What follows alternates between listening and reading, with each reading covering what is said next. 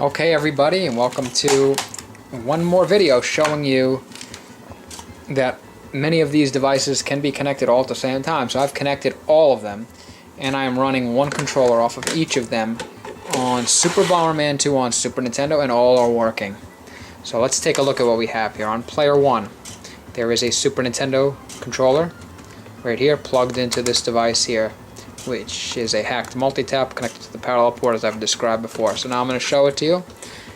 Here is player 1 moving around. Let me put a bomb down and get out of there. So you can see it works. Next,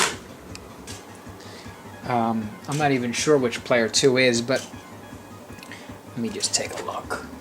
I'm not sure which player 2 is even on the screen. I think this black one is player 2. So I think this is actually on player 2, this Sony PlayStation controller here. You can see the black Bomberman moving around.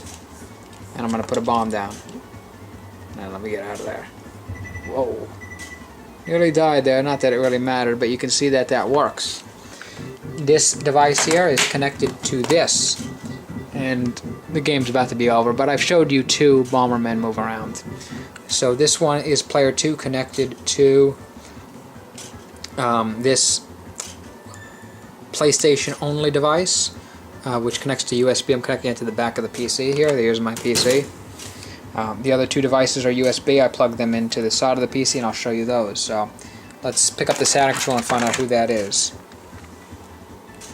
And that's this player here, this Bomberman in the left corner. I'll put a bomb down and get out of the way. You can see it works. And that is connected again through this device. And the final device, we have an N64 controller.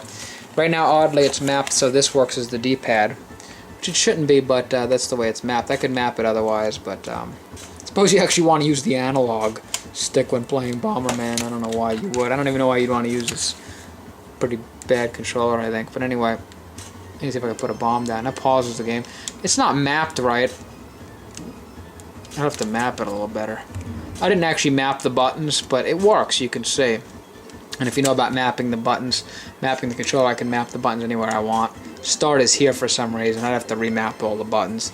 It's not hard to do, it just takes some time. But I just wanted to show you that, yes, every one of these devices can work simultaneously on the same game. So if you have a friend who wants to use a Super Nintendo controller, you want to use a Saturn controller, your other friend wants to use a PlayStation controller, while the other one wants to use an N64, and he specifically wants the analog button to work like a D-pad. He wants to play all the Super Nintendo games using this instead of this. It's possible. Although it's possible also to configure this if I wanted to.